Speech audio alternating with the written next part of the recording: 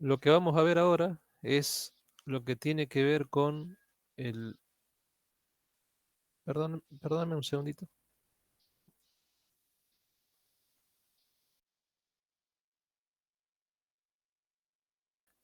Lo que tenemos que ver ahora es hacer un estudio un poco no tan cualitativo como hicimos en la clase pasada, sino un poco más cuantitativo, en lo que tiene que ver eh, en la demostración de estos campos magnéticos estatóricos giratorios producto de la excitación giratoria que tengo en el entrehierro de la máquina. Dijimos que en el caso de las máquinas sincrónicas, como en el caso de las máquinas asincrónicas, ocurría exactamente el mismo fenómeno. Es decir, cuando yo excitaba con un sistema trifásico simétrico de tensiones y había como consecuencia de ello un sistema trifásico simétrico de corrientes, donde esas corrientes iban a circular por un sistema trifásico equilibrado desde el punto de vista de la impedancia, que básicamente es el devanado polifásico distribuido de una máquina sincrónica o asincrónica. Como consecuencia de ello, aparecían de esas excitaciones, apareció una excitación giratoria de amplitud constante y un campo de amplitud constante. O sea, ese fenómeno era idéntico para los dos tipos de motores.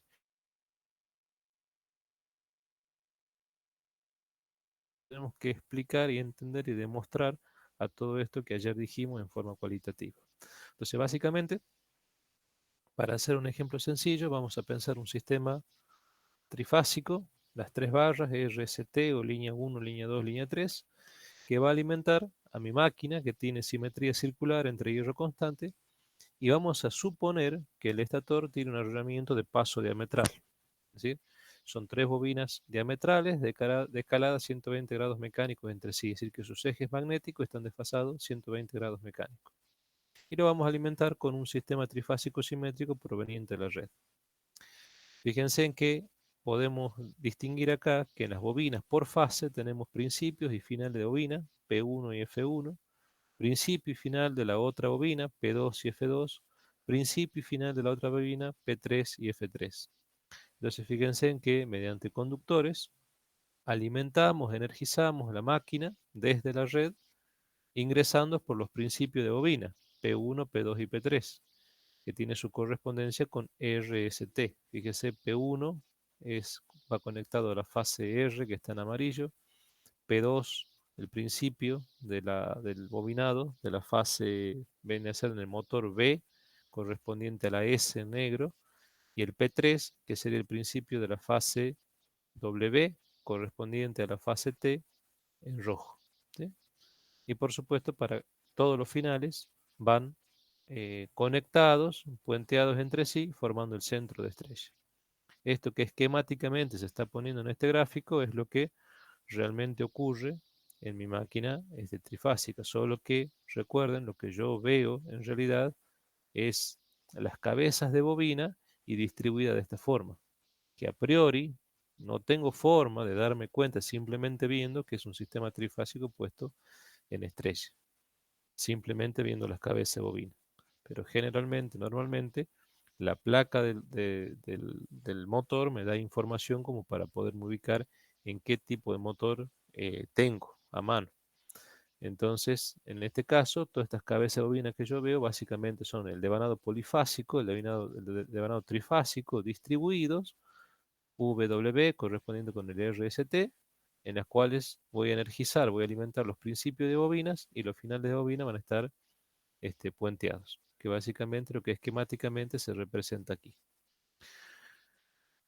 Lo que el año pasado en Máquinas Eléctricas 1 hicimos en términos de excitaciones magnéticas, aquí también lo podríamos hacer en términos de campos magnéticos, de inducciones magnéticas, porque en definitiva una cosa es consecuencia de la otra. Hablar de excitaciones es lo mismo que hablar en este caso de campos, porque los campos, los flujos magnéticos, las densidades de campo magnético, es decir, las inducciones magnéticas son una consecuencia de la excitación magnética.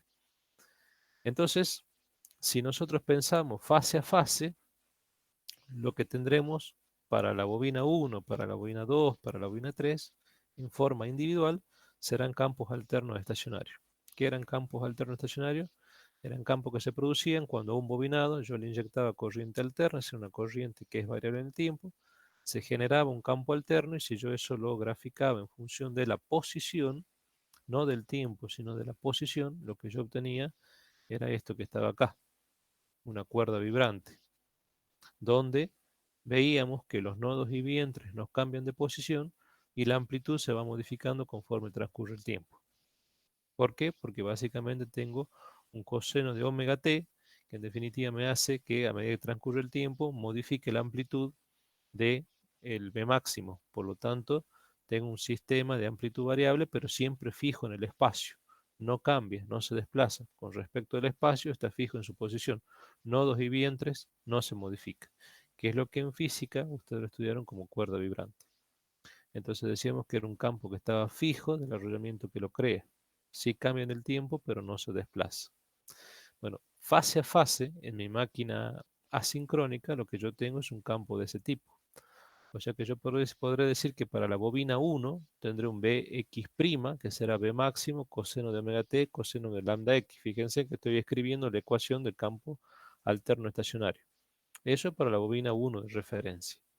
Para la bobina 2 tendré un campo Bx, porque son funciones del espacio, segunda, B máximo, coseno de omega t, y fíjense que acá dice coseno de lambda x, a diferencia de la ecuación anterior, se le agrega un 2pi sobre 3.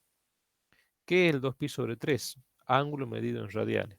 Recuerden que un pi radian son 180 grados. Si lo dividen en 3, estamos en 60. Por 2, 120. O sea que decir 2pi sobre 3 radianes me está diciendo que es un campo alterno estacionario que difiere del anterior en el sentido que está desfasado 120 grados eléctricos.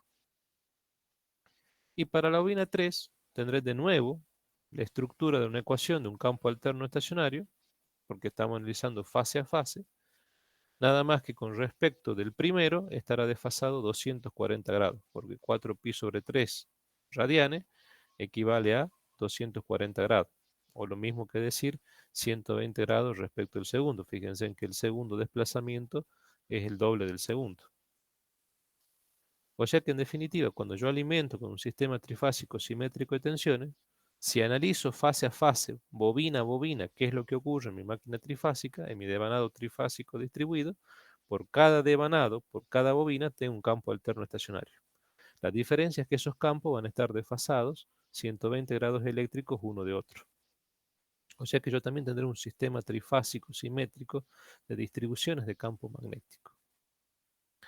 Por otro lado, acá nos tenemos que basar en la trigonometría y recordar una identidad trigonométrica que dice que coseno de A por coseno de B es un medio de coseno de A más B más coseno de A menos B. ¿Sí?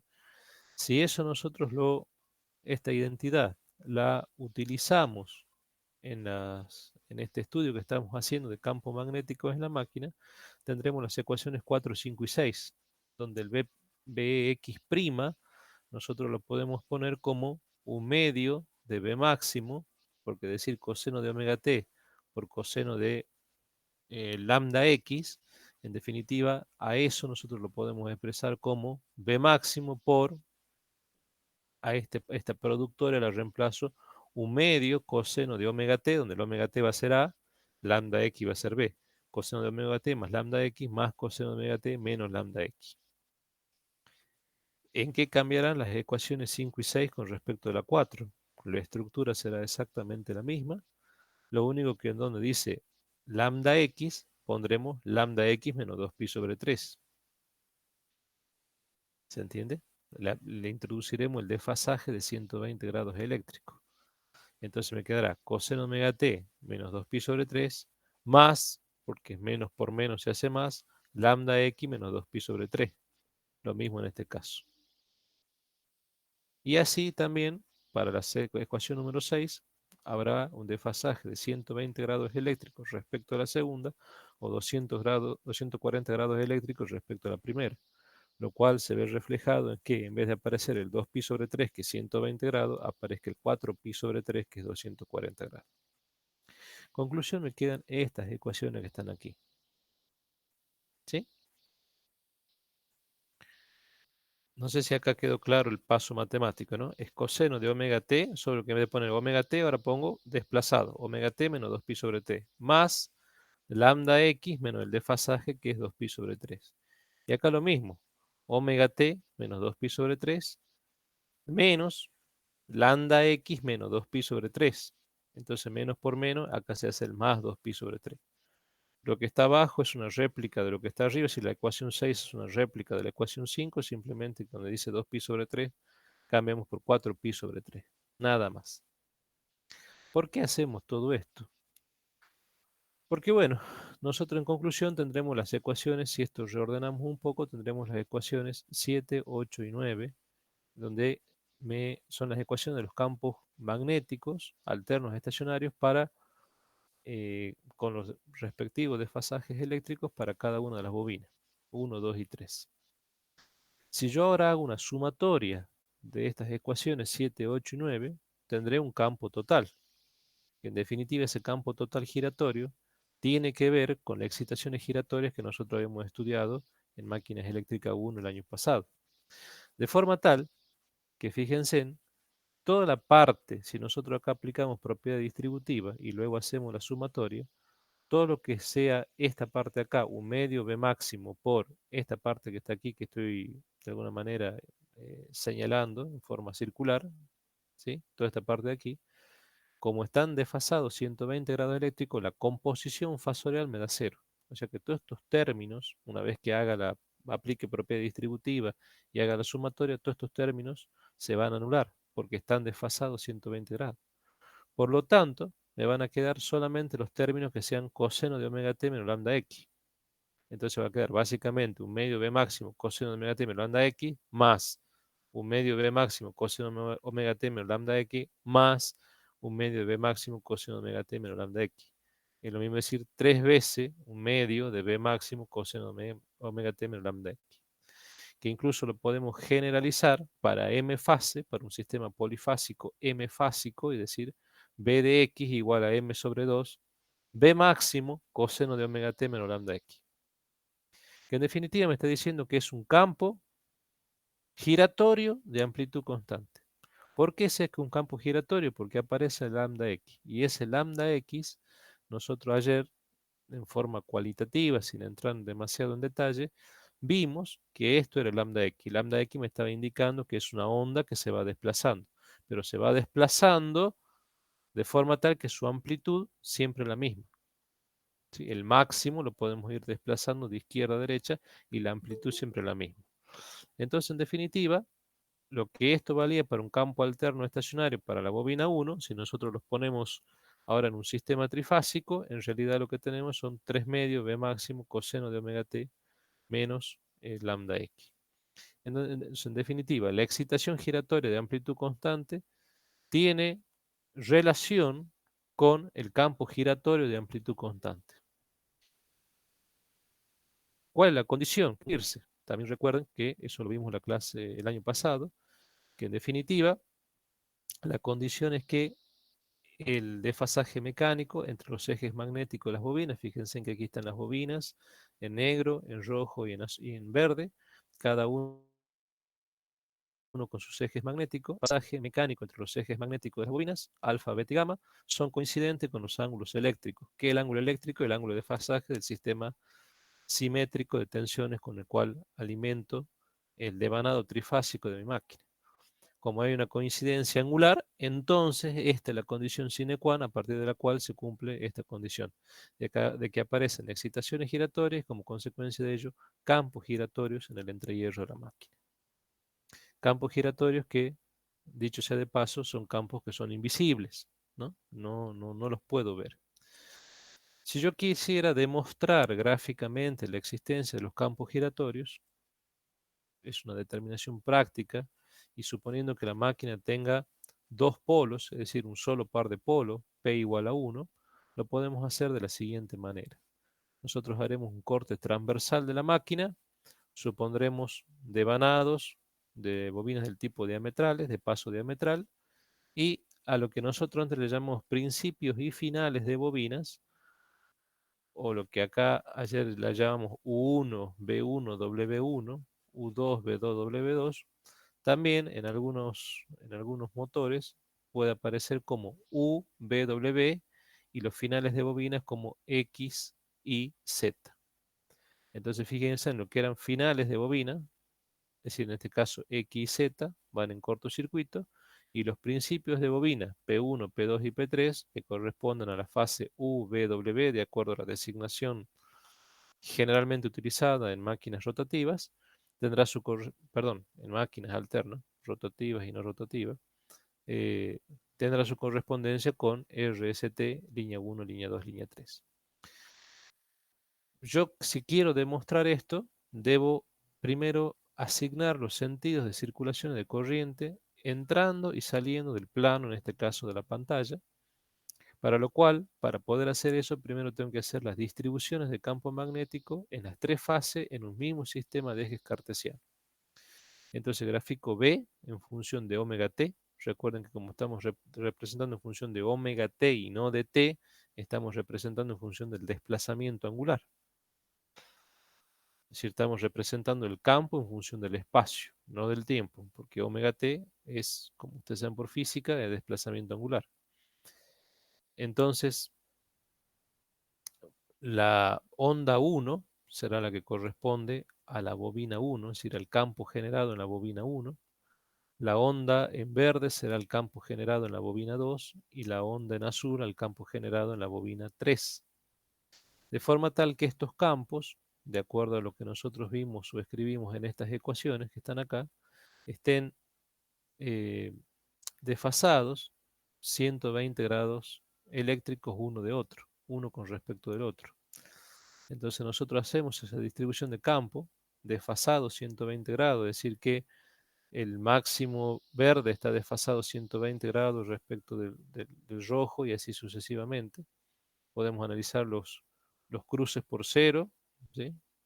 El cruce por cero rojo con el cruce por cero verde con el cruce por cero azul, o bien pensar como puntos de referencia los valores máximos de cada una de las ondas. Bueno, en conclusión, si hacemos ese análisis, van a ver que las tres ondas están desfasadas 120 grados eléctricos y dibujadas quedan de esta manera.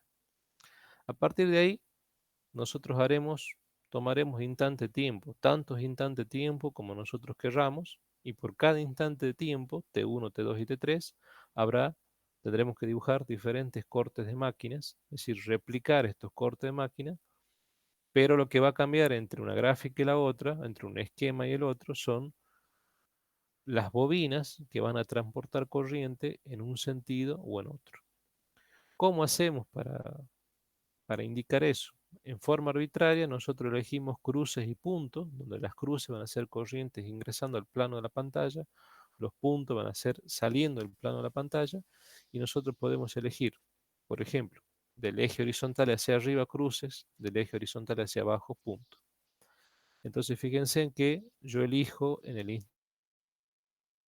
instante T1, donde omega t igual vale pi sobre 2, y fíjense en que yo digo, bueno, la onda que está en rojo, que viene a ser de la bobina 1, está hacia arriba del eje horizontal, o sea que tiene cruz. Entonces yo voy a la bobina 1, que corresponde a la bobina UX, y digo, bueno, la bobina 1, el principio, tiene cruz. Como es diametralmente opuesta, si por aquí entra corriente, lo que está diametralmente opuesto sale. O sea que automáticamente define el sentido de la salida de la bobina. Si por arriba es cruz, por abajo es punto. Y para ese mismo instante de tiempo veo qué pasa con la bobina 2 en verde y la bobina 3 en azul. Están hacia abajo de la horizontal. Entonces digo hacia abajo, punto. Por lo tanto, la onda verde que corresponde a la bobina 2 es la fase B. Entonces tiene principio, punto. Automáticamente defino la salida porque está diametralmente opuesta. Y E cruz. Y la azul, que es la onda 3, fíjense, corresponde a la fase W. Hacia abajo dijimos que es punto, es decir, que es corriente saliente. Por lo tanto, lo que está diametralmente opuesta queda automáticamente definido, es corriente que entra. Cruz. Si yo ahora miro, porque ya quedaron completos todos esos lados de bobina, en cuanto al sentido de corriente entrante y saliente, me fijo que todo lo que está en la parte superior tiene corrientes en el mismo sentido, es decir, ingresando al plano de la pantalla, y todo lo que está hacia abajo tiene corrientes puntos, es decir, corrientes saliendo en el plano de la pantalla. Estamos analizando simplemente para este instante tiempo T1. En ese instante, las corrientes tienen estas disposiciones. En la parte superior ingresando, en la parte inferior saliendo. Si nosotros recordamos por física la regla de la mano derecha, que decía que si con el dedo pulgar tomamos, eh, indicamos la dirección y el sentido de la corriente entrante o saliente, el resto de los dedos hacemos una especie de envolvente y me indica el sentido de las líneas de campo magnético. Bueno, si nosotros aplicamos esa reglita, que más que universitaria es una reglita casi secundaria, de la secundaria, indicando así con la regla a la mano derecha, lo que vamos a ver que nuestros campos magnéticos, esa nebulosa magnética va a tener esta forma, ¿sí? Con sentidos indicados así como está acá en la filmina. Lo mismo si hacemos en la parte inferior, solo que si ahora cambiamos que en vez del dedo lo hacemos ingresando al plano de la pantalla, lo tomamos saliendo del plano de la pantalla y hacemos el envolvente, ahora esa nebulosa magnética va a tener estos sentidos indicados aquí. De forma tal que perfectamente quede indicado, ¿sí? Estas dos nubes magnéticas, y esas nubes magnéticas me van a definir un polo norte y un polo sur. Y ese polo norte y ese polo sur, en función de hacia dónde salen las líneas de campo y hacia dónde ingresan líneas de campo, que así define el norte y el sur, también me define una regla que se conoce como regla polar. Entonces, para el instante tiempo T1, esa regla polar norte-sur está en esta posición. ¿Qué pasaría para un instante t igual a 2? Que con cierta picardía lo estoy eligiendo justo a 60 grados. Lo podría haber elegido a 30, 45, 40, 42,3 al ángulo que a mí se me ocurre. Muy estratégicamente, por comodidad, lo elijo a 60 grados. En ese instante tiempo T2, vemos que cambia la situación con respecto al instante T1. En el instante T2, la curva roja, que corresponde a la curva 1, que dijimos que es a la bobina UX, me dice que sigue siendo cruz, el principio de bobina, el final de bobina es punto, solo que ahora la bobina 2, que fíjense en el instante 1 era punto, ahora el principio de bobina está hacia arriba, ¿sí? O sea que el sentido es para la bobina 2, en este instante T2, es cruz. La bobina 2 corresponde a la fase B, BI. O sea que el principio es cruz, automáticamente queda definida la salida punto. Y la bobina 3, que corresponde a la fase W, está hacia abajo, o sea que el principio bobina es punto, la salida Z es cruz.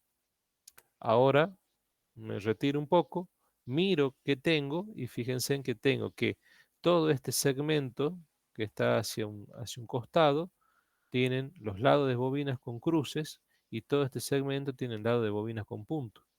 De nuevo, aplico la regla de la mano derecha para formar estas nebulosas magnéticas hacia un lado y hacia el otro, y cuando defino la regla polar norte-sur, en función de los sentidos salientes y entrantes de las líneas de campos magnéticos, veo que esa regla polar con respecto de la regla polar en el instante 1 ha cambiado 60 grados. Esa es prueba suficiente para gráficamente determinar que tengo un campo magnético estatórico giratorio. El solo hecho de alimentar con un sistema trifásico simétrico de tensión, que las bobinas se exciten con un sistema trifásico simétrico de corriente, y hay un sistema trifásico simétrico de corriente porque tengo un sistema equilibrado de impedancia desde el punto de vista de electrotécnica, desde el punto de vista de circuitos. Mi máquina, el estator de mi máquina alterna, en este caso asincrónica, es un sistema equilibrado desde el punto de vista de la impedancia, todas las fases tienen la misma impedancia, el mismo módulo, el mismo ángulo. Entonces, como consecuencia de ello, aplicar un sistema trifásico simétrico de tensiones a un sistema equilibrado de impedancias da como consecuencia un sistema trifásico simétrico de corriente, tres corrientes desfasadas a 120 grados eléctricos. Como consecuencia de ello, si excito mis devanados, que a su vez están desfasados, los ejes magnéticos 120 grados mecánicos, con un sistema de corriente que están desfasados 120 grados eléctricos, esa excitación giratoria da como consecuencia de ello una distribución de campo que la podemos ver fase a fase, en base a las ecuaciones anteriores. Si lo vemos en conjunto, esas tres distribuciones de campo trifásico están cada campo, cada onda de campo desfasada a 120 grados eléctricos, y esto me va a permitir gráficamente determinar y demostrar fundamentalmente que tengo un campo giratorio. Si yo hago el mismo análisis, que no lo voy a hacer ya por una cuestión de tiempo, para el instante T3, hacia arriba cruce y hacia abajo punto, me queda esto que está acá. Alguien una vez me preguntó, ¿y qué pasa si hacia arriba yo tomo un punto y hacia abajo cruce? Porque, ¿por qué no lo puedo hacer así? Indistintamente también le va a aparecer un campo giratorio. Esto es arbitrario. Ustedes pueden elegir a qué le llaman cruz y a qué le llaman punto. Así como está acá en esta filmina, yo tomé arbitrariamente cruces hacia arriba, del horizontal hacia arriba, puntos del horizontal hacia abajo. Y me queda una, se demuestra la existencia de una excitación giratoria y fundamentalmente un campo giratorio. Fíjense que en el instante T3 está a 60 grados de T2, o sea que esto tiene que haber girado 60 grados respecto del instante T2, o sea que tengo 120 grados. La regla polar norte-sur me queda a 120 grados respecto de lo que tenía en el instante T2. O sea que hay un desfasaje de 60 grados entre uno y otro, que es el mismo desfasaje que tengo acá, 60 grados. Y esos 60 grados, fíjense en qué desplazamiento angular. Eso me está indicando que esta regla polar se está desplazando de 0, 60 grados, 120 grados, y así se irá desplazando conforme tome varios instantes hasta de nuevo completar los 360 grados. Y se repetirá el ciclo. Y esto está permanentemente girando, permanentemente barriendo ángulos, cumpliendo los 360 grados y volviéndolo a hacer. Y así sucesivamente mientras la máquina siga o permanezca energizada. Entonces, esto demuestra la existencia de los campos giratorios en los sistemas de distribución. ¿Sí? Distribución de campo. Podría hacer o pensar en lo mismo eh, si la máquina, en vez de tener P igual a 1, es decir, tener un solo par de polos, es decir, dos polos, tengo P igual a 2, es decir, cuatro polos, sí, se puede hacer exactamente lo mismo, solo que ahora tendremos que pensar que en vez de disponer los arrollamientos en formas diametrales, se lo va a disponer mecánicamente hablando, disponiendo, abarcando 90 grados. Entonces tengo dos sistemas de bobina por fase. Si hago el mismo análisis que hice recién, poniendo cruces y puntos, lo que voy a ver es que voy a tener una doble regla polar en las cuales yo voy a demostrar la existencia de cuatro nebulosas magnéticas. Esas nebulosas magnéticas, esos nubarrones magnéticos son totalmente invisibles, pero una forma gráfica de visibilizar esto es así.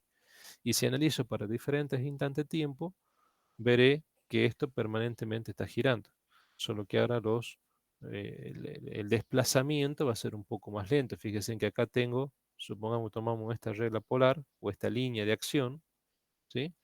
Para un cierto instante T2, ahora estará acá, para un cierto instante T3, estará aquí. Todo va rotando, va girando y con un cierto sentido. ¿El sentido es importante? Sí, ya sea que tenga una máquina de cuatro polos, que son las más comunes, o que tenga una máquina de dos polos, es decir, o P igual a 2 en este caso, o P igual a 1 en el caso anterior. Que son los motores más comunes, son los famosos motores de 1500 vueltas y los motores de 3000 vueltas. Ustedes en la jerga van a decir, el motor de 1500, el motor de 3000. En definitiva, están diciendo, es una máquina P igual a 1, una máquina P igual a 2. Si cuando es P igual a 2 es 1500, cuando P igual a 1 es 3000 RPM. ¿Qué son esas RPM? Es la velocidad de sincronismo. ¿Cuál es la velocidad de sincronismo? Es la velocidad de esta onda de amplitud constante que se va a desplazar. Es la onda o la velocidad de la excitación magnética giratoria que tenga en el entrehierro de la máquina. Que como consecuencia de ello, hay campos magnéticos que se van a desplazar a una cierta velocidad angular. ¿Cuáles son esos campos magnéticos? ¿Los puedo, que son invisibles, puedo visibilizarlos? Sí, de alguna manera lo puedo visibilizar haciendo este procedimiento gráfico. Entonces fíjense en que queda clarito cómo se van desplazando estas líneas de campo magnético. Bueno, todo esto que está acá explicado gráficamente y que sirve, y que fíjense en que rápidamente me permite demostrar la existencia de los campos giratorios por el solo hecho de haber básicamente graficado esto que está acá.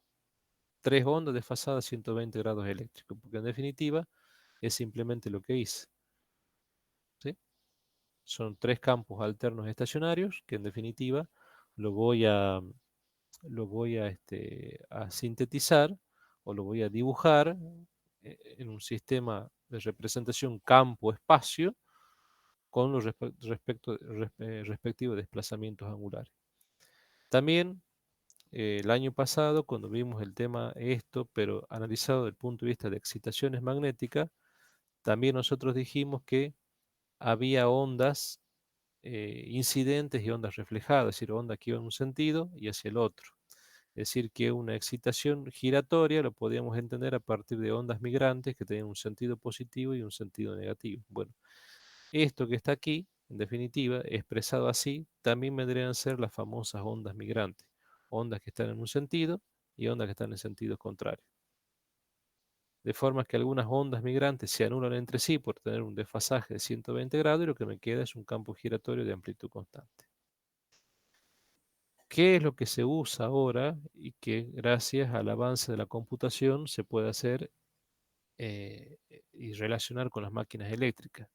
Algo que yo ya le hice ver, un esquema un poco más, más elemental de una distribución de campo de una máquina, en este caso para P igual a 2, es decir, una máquina de 4 polos, que en particular tendrá 24 ranuras estatóricas en las cuales se va a distribuir las tres fases. Es una máquina trifásica y en el rotor tendrá 32 barras, ¿sí? Pensando que esta máquina puede ser, por ejemplo, con un rotor jaula de ardilla, máquina de entrehierro constante, ¿sí? ¿Qué podemos ver cuando hacemos un mapa de campo? Y eso ya los algoritmos computacionales permiten hacer estos mapas de campo de distribución de línea de campo magnético. Fíjense que estamos viendo esto que está acá. Lo que gráficamente vimos que es los cuatro polos magnéticos de una máquina es lo que nosotros nos da un algoritmo computacional, nos da esta distribución de campo. Y fíjense que tengo un campo, otro, o sea, una nebulosa magnética, otra nebulosa magnética, otra nebulosa magnética, ya vamos tres, y una cuarta nebulosa magnética.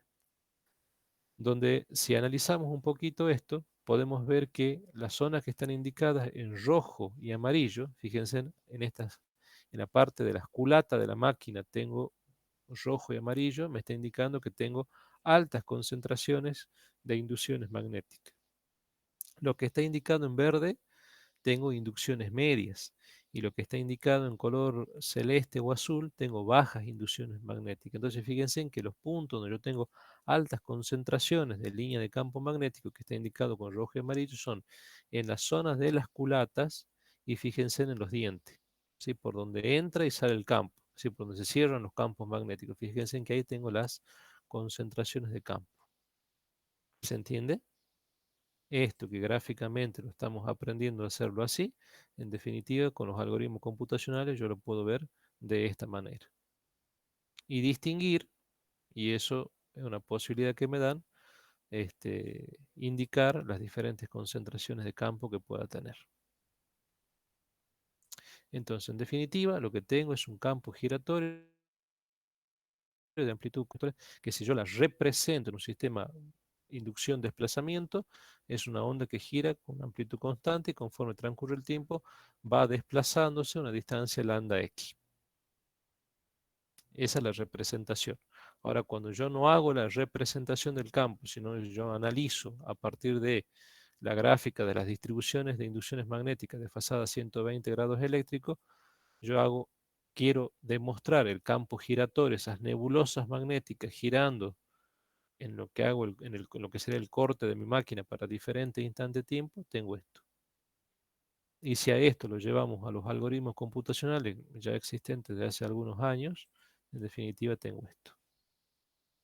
Pero estas nebulosas magnéticas, que en este caso están bien claritas, que son 4 nebulosas magnéticas, en conjunto están girando a una velocidad n1, que será la velocidad n1 sincronismo. Y como es una velocidad de sincronismo, una velocidad n1, esa velocidad n1 o velocidad ns va a depender de la frecuencia.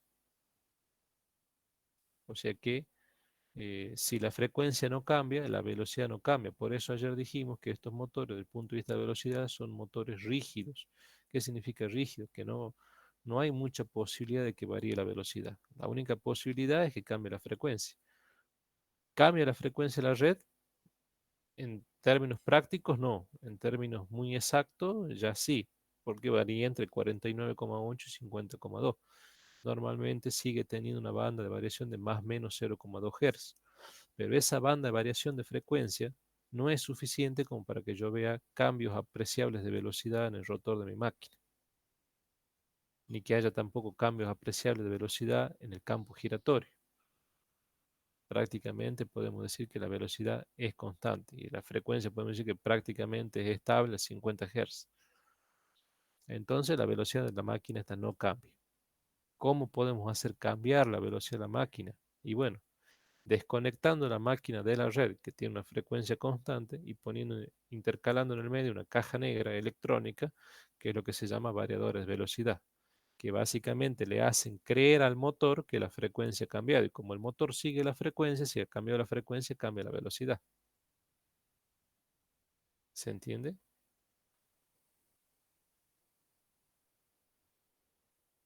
Recuerden que frecuencia igual a P por N sobre 60.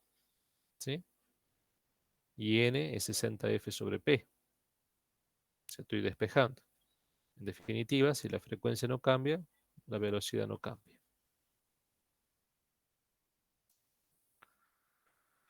¿Para qué sirve todo esto que acabamos de estudiar? Que en definitiva es un método gráfico y después visto desde el punto de vista de algoritmos computacionales, pero en definitiva es gráficamente analizar el teorema de Ferrari a partir de las ecuaciones que nosotros obtuvimos.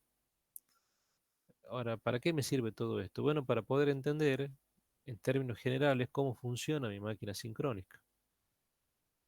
Ahora fíjense en que si yo vuelvo al caso uno, que es el caso en el que yo tenía campos giratorios, supongamos que sea una máquina de P igual a 1, es decir, de dos polos, un solo par de polos, y nosotros tomamos la regla polar, y esa regla polar norte-sur le llamamos que es un campo phi, indica un flujo inductor phi, y eso gira a una velocidad omega minúscula de sincronismo. Le pongo el omega minúscula porque en algunas bibliografías, en vez de encontrarlo con omega, lo van a encontrar con omega minúscula.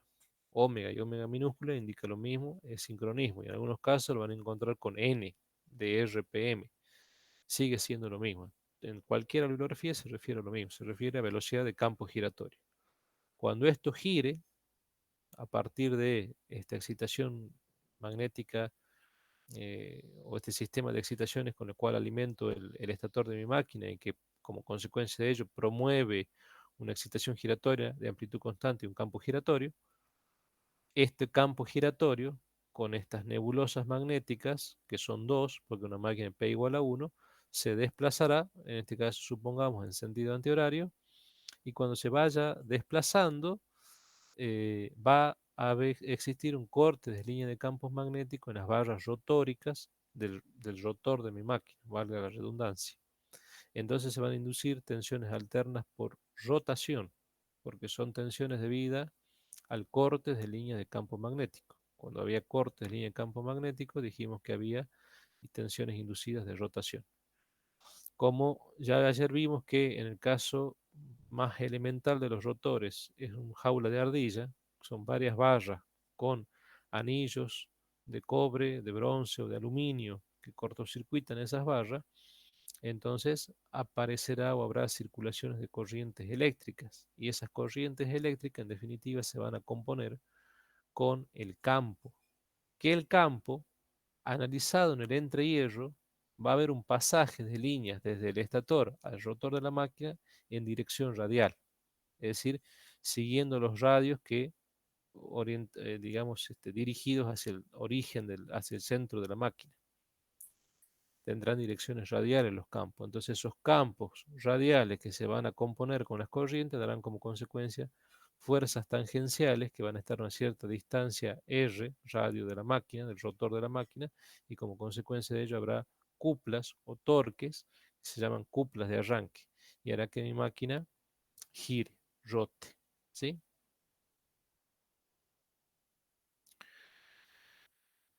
A diferencia de la máquina sincrónica y del motor sincrónico, en el caso de los generadores, en el caso de los motores asincrónicos, que dijimos que como máquina asincrónica lo normalmente utilizado es como en la la mayoría de los casos como, más bien como motor y no como generador,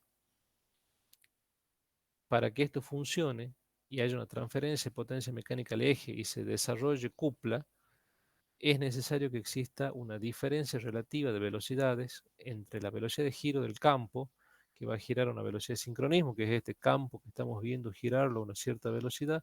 En estos cortes de máquinas que estamos analizando, estamos viendo cómo realmente se desplaza ese campo, cuya variación se la puede representar en función de omega t, y vamos a tener un campo de amplitud constante que se va a desplazar. Habrá una diferencia relativa, o es necesaria una diferencia relativa de velocidad entre el campo giratorio, campo que gira a la velocidad ns sincronismo, con respecto a la velocidad del rotor de la máquina.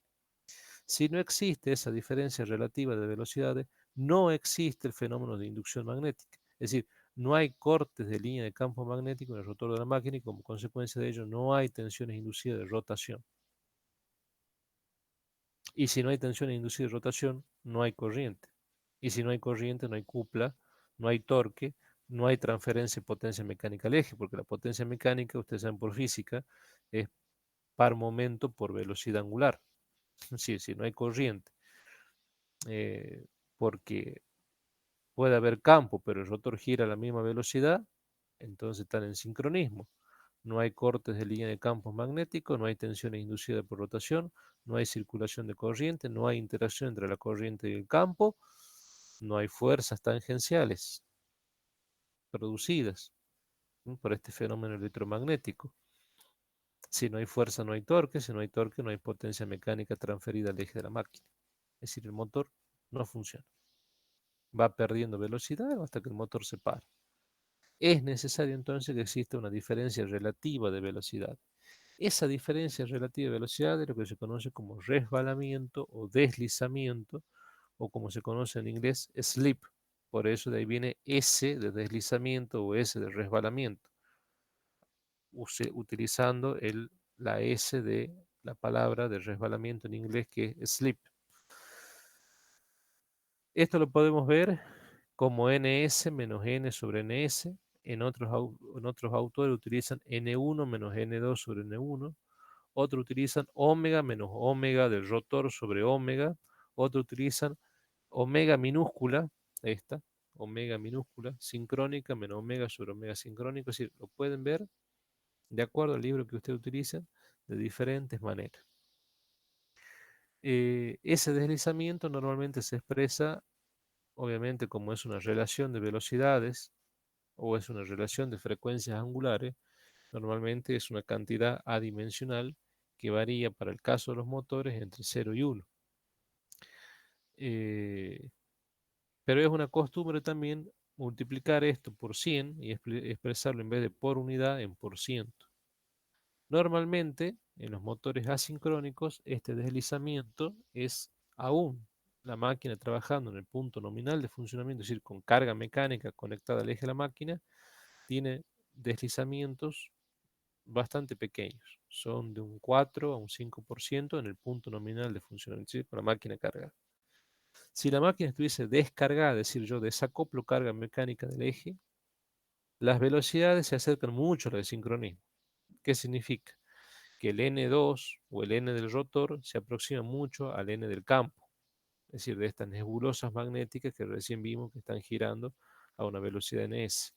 Por lo tanto, el numerador tiende a cero, por lo tanto, el cociente tiende a cero, el deslizamiento tiende a cero. O sea, cuando una máquina está en vacío, podemos decir que casi está en sincronismo. Cuando la máquina está cargada, aumenta el sincronismo, ¿sí?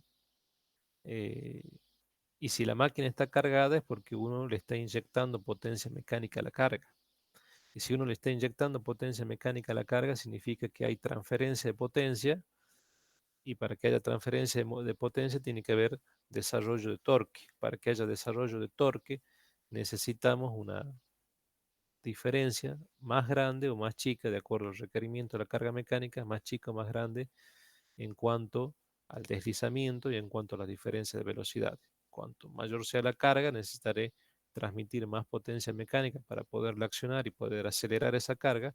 Entonces habrá un desfasaje de velocidades mayores, un deslizamiento mayor, habrá mayores tensiones inducidas, por rotación, mayor es corriente, y el motor desarrollará un torque electromagnético mayor, ¿sí? Para poder transferir esa potencia mecánica al eje en función de lo que requiere la carga mecánica.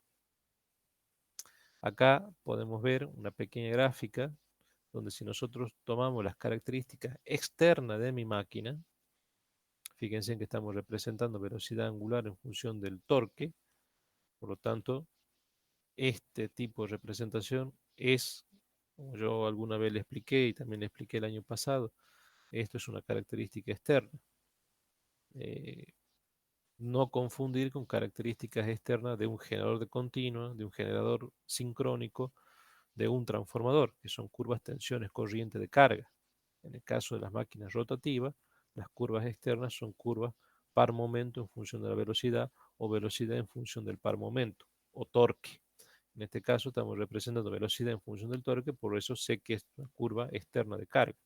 Entonces fíjense que en puntos nominales de funcionamiento, la velocidad cayó y viene decreciendo con una pendiente negativa, pero no muy pronunciada. Por lo tanto, si omega 0 es la velocidad de sincronismo, prácticamente la velocidad de sincronismo, en el punto nominal de funcionamiento, la caída de velocidad es muy pequeña.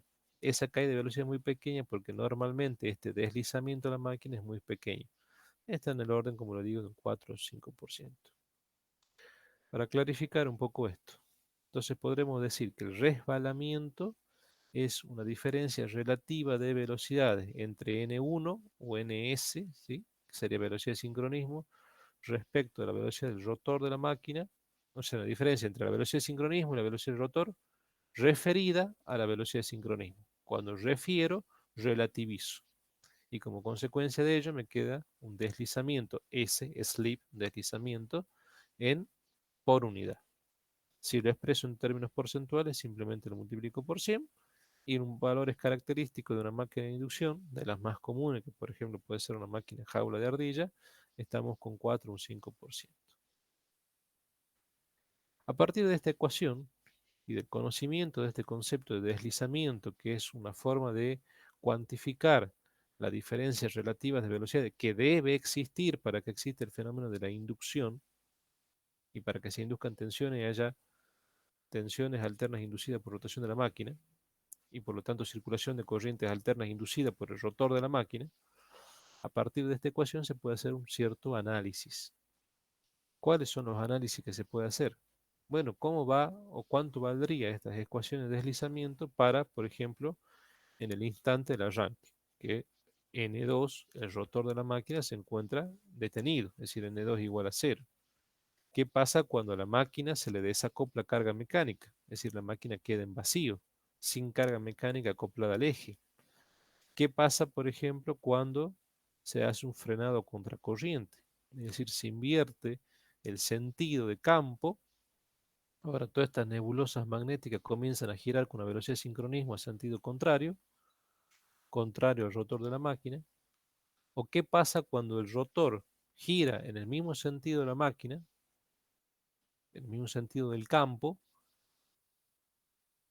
pero de alguna manera logro que ese rotor girando en el mismo sentido iguale la velocidad de campo y supere la velocidad de campo? Bueno, ese es el análisis que tenemos que hacer ahora. En el instante del arranque, es decir, cuando la máquina está quieta, yo alimento la máquina. De nuevo, repito, alimento con un sistema trifásico simétrico de tensiones a un sistema equilibrado de impedancias, que básicamente son los tres devanados del sistema polifásico, particularizado M igual a 3, trifásico, distribuido en la periferia de la máquina, con los ejes magnéticos desfasados 120 grados mecánicos.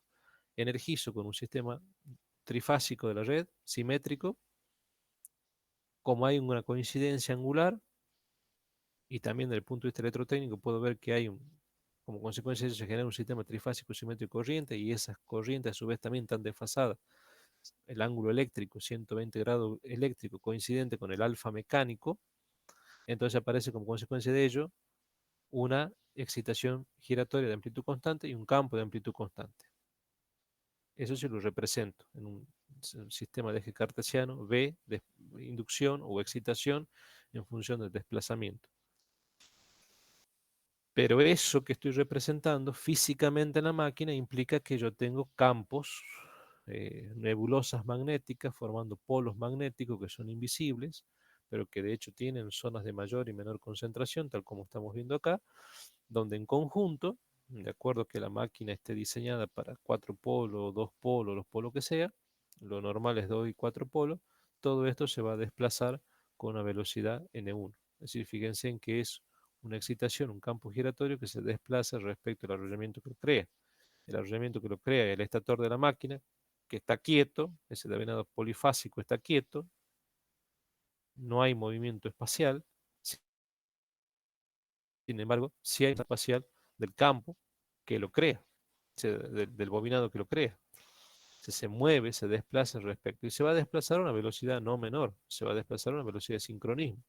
Si es, por ejemplo, en este caso, una máquina de 4 polos, este campo va a estar girando a 1500 RPM, 1500 revoluciones por minuto. Entonces, cuando esto comienza a girar a 1500 RPM, el rotor de la máquina, en el instante inicial, que se llama instante del arranque, con el rotor detenido, la velocidad del rotor N2 es igual a 0. Sin embargo, sí tengo velocidad de campo N1, que van a ser las 1500, suponiendo que es una máquina de 4 polos, o 3000 RPM si es una máquina de 2 polos. Entonces, ¿cuánto valdrá mi deslizamiento? Y valdrá N1 menos 0, porque N2 está quieto en el instante del arranque. Por lo tanto, eh, creo que no hace falta que lo diga, creo que es evidente, pero si N2 es igual a 0, voy a tener las máximas tensiones inducidas por rotación en el rotor de la máquina, porque el rotor está quieto y toda la velocidad va a ser la velocidad del campo. Entonces yo tendré los máximos valores de tensiones inducidas. Entonces voy a tener tensiones inducidas, un importante corte de línea de campo magnético, tensiones inducidas por rotación muy alta y como consecuencia de ello corrientes inducidas en el rotor de la máquina muy altas. Y por una cuestión de compensación de excitaciones magnéticas, corriente en el estator también muy alta. Y esas son las famosas corrientes de arranque, que yo ayer simplemente le di un pantallazo y le dije así, una pincelada y le dije son corrientes transitorias, normalmente magnetizantes, muy altas y que se extinguen un tiempo, normalmente entre 2 a 3 ciclos, es decir, estamos hablando entre 40 a 60 milisegundos. Bueno, ahora ustedes ya físicamente van entendiendo y asociando por qué dije que son corrientes muy altas, que normalmente tienen valores de 4 a 7 veces la corriente nominal, más aún cuando son máquinas con rotores jaula de ardilla. Por ahí en los rotores bobinados las corrientes de arranque están un poco limitadas, son corrientes un poco más bajas. Bueno, o sea que para el instante del arranque es igual a 1. Y eso se tienen que acordar siempre. En el instante del arranque tengo el máximo resbalamiento. Es igual a 1. Una vez que la máquina toma una corriente magnetizante, un pico de corriente, hay una cupla que es la cupla de arranque. La máquina vence, para el instante del arranque, vence el par momento resistente de la carga mecánica que pudiese tener acoplada al eje. La máquina comienza a moverse. Acelera esa carga y lo lleva a una cierta velocidad, que sería la velocidad nominal. De golpe yo desacoplo carga, le quito carga mecánica y el rotor me queda funcionando en vacío. Cuando el rotor queda en vacío, es decir, sin carga mecánica en el eje, la velocidad N2 se aproxima mucho a la velocidad N1. ¿Qué significa eso?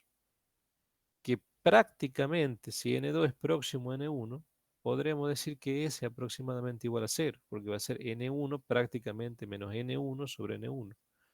O sea que en vacío, sin carga mecánica conectada al eje, el deslizamiento disminuye de un valor máximo que es 1 a un valor prácticamente casi 0.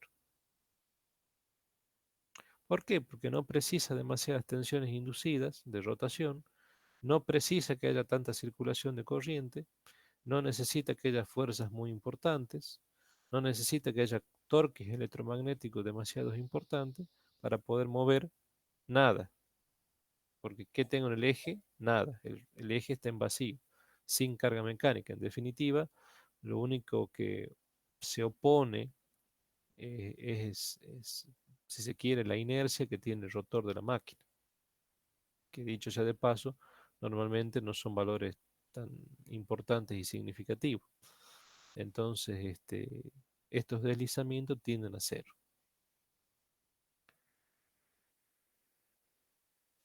¿Qué pasaría ahora si hago un frenado contracorriente? Algo que durante mucho tiempo se solía utilizar y a veces se lo sigue haciendo. No, no es muy bueno hacer un frenado contracorriente. ¿Qué significa un frenado contracorriente? Que el campo magnético, por ejemplo, que tiene ese sentido de giro, que no puede ser en sentido horario o antihorario, tiene que ver con la secuencia de fase. ¿Yo qué puedo hacer? En el bobinado estatórico, invertir los cables, cambiar la secuencia de fase. Cuando cambio la secuencia de fase, y eso ustedes lo pueden analizar y ver, demostrarlo gráficamente, así como yo lo hice en las filminas anteriores, van a ver que van a tener un campo que sí, van a tener una excitación giratoria en el entrehierro de amplitud constante, una excitación giratoria, por ende un campo giratorio, que si yo lo veo en términos de corte de máquina, voy a ver nebulosas magnéticas girando, pero solo que ahora en vez de girar en un sentido, van a girar en sentido contrario. Y como el rotor siempre lo sigue al campo, si el campo gira en sentido horario, el rotor gira en sentido horario. Arranca y se mueve en sentido horario. Si el campo ahora gira en sentido antihorario, el rotor se mueve en sentido antihorario. Siempre el rotor sigue al campo. Siempre tiene el mismo sentido del campo. Entonces, si la máquina estaba girando en un sentido, de golpe yo invertí la fase, cambié secuencia de fase y el campo gira ahora en sentido contrario, entonces matemáticamente podemos decir que ahora N2 es igual a menos N1. Es decir, en el sentido de que ese menos está indicando que está girando en sentido contrario. Si donde dice, eh, eh, si esto nosotros ponemos como que, donde decíamos es igual a N1 menos N2 sobre N1, como ahora no tenemos N1 sino menos N1 porque los campos están girando en sentido contrario con respecto de N2, entonces podemos decir menos factor común de N1 más N2. Simplificamos los menos y me queda que un deslizamiento S mayor a 1. O sea que un motor asincrónico, desde el punto de vista de análisis de deslizamiento, trabajando como motor, puede trabajar entre 0 y 1. Esa zona de trabajo, esa banda de trabajo entre S igual a 0 y S igual a 1, es lo que se conoce como zona estable de funcionamiento de la máquina. Eh, digamos, no son estables, porque esa zona tiene parte estable y parte inestable, pero digamos es una zona de trabajo como motor, digamos así. No hay un pasaje de zona inestable hasta que finalmente se estabiliza en una zona estable. S mayor a 1 ya es una zona de freno y las zonas de freno son zonas de funcionamiento inestable. Y si yo ahora por esas casualidades al motor que está funcionando, girando en el mismo sentido del campo, con N2 menor a N1, pero en el mismo sentido, yo hago externamente que la velocidad del rotor aumente igual a la velocidad de sincronismo, es decir, que automáticamente desaparecen tensiones, deja de haber corrientes, no hay más interacciones con los flujos inductores, etcétera, etcétera. No hay cupla, etcétera, etcétera. Y a su vez sigo actuando mediante una unidad externa, de forma tal que la velocidad del rotor N2 supere a la velocidad de campo N1. Fíjense en que lo que yo voy a lograr como consecuencia de esto es que el deslizamiento ese sea un deslizamiento negativo. ¿Por qué? Porque la velocidad del rotor va a superar a la velocidad del campo. Entonces, N2 va a ser mayor que N1. Como consecuencia de ello, S es menor que 0. Es decir, S es negativo. ¿En qué caso estoy en una zona de trabajo de deslizamiento negativo? Cuando esa máquina asincrónica, que es un motor, pasa a trabajar ahora como un generador asincrónico.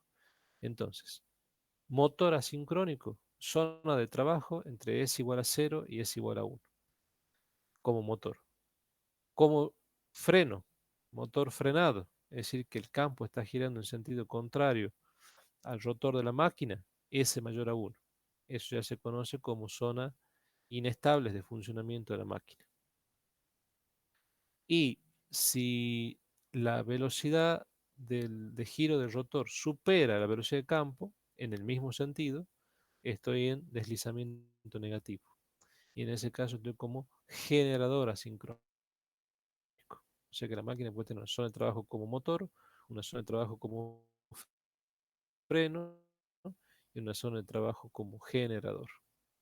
Eso implica también de que las máquinas, aquí vale el principio de reversibilidad de funcionamiento, así como las máquinas sincrónicas. Un generador podría trabajar como un motor, que eso es algo que vamos a ver en el laboratorio, que la misma máquina trabajando como generador la podemos hacer trabajar como motor. En el caso de máquina asincrónica, variando la velocidad N2 del rotor de la máquina, la podemos hacer también trabajar o pasarla de una zona de trabajo como motor a una zona de trabajo como generador. ¿Cuál es la diferencia? Con motor el deslizamiento es positivo, mayor a 0, menor a 1. Y como generador, ese es negativo, ese es menor que 0. ¿Dudas hasta acá? ¿Me van siguiendo? Sí, ingeniero. Una consulta, ¿por qué Sí. el frenado a contracorriente no es recomendable?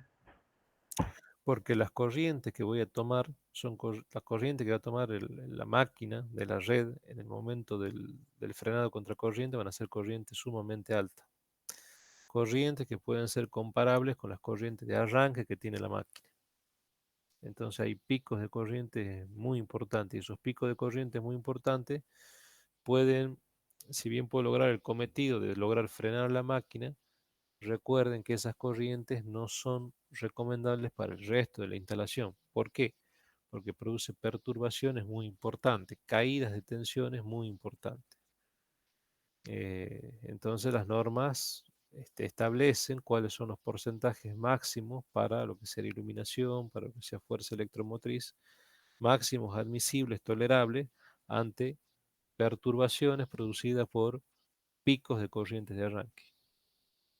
Entonces un frenado contracorriente no es recomendable y esos son picos de corriente y cuando toma pico de corriente hay picos de disipaciones de potencia tanto en el rotor como en el estator de la máquina. Y esas disipaciones de potencia son vatios de potencia que se transforman en calor, es decir, son shock térmicos que tiene el motor. Entonces no es una forma más conveniente de frenar una máquina.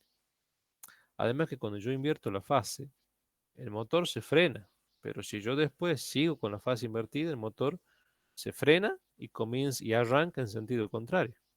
No es que yo le invierto la fase y el motor se, digamos, se quedó quieto, se quedó detenido. No, se detiene transitoriamente, pero si sigo con la inversión de fase, se detiene y arranca, pero en sentido contrario. O sea que yo tengo que invertir la fase, detener el motor, desconectar la máquina. Si no, si dejo conectado, se detiene, pero después arranca en sentido contrario.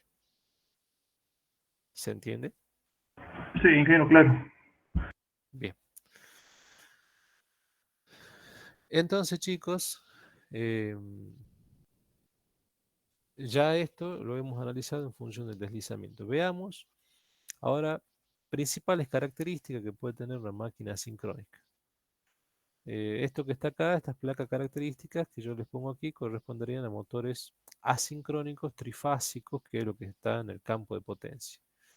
Los valores son aproximados y más bien tienen un fin ilustrativo, ¿no? Esto le digo, cosa que después no vayan a la vida real y comparen la curva y digan, la tabla y digan, no, no son exactamente los mismos valores. Estos simplemente son valores aproximados. Fíjense que acá me está diciendo que la velocidad N0 que tiene una máquina es 0,9995 la velocidad de sincronismo, o sea que la velocidad de la máquina en vacío corresponde a un 99,5% de la velocidad de sincronismo.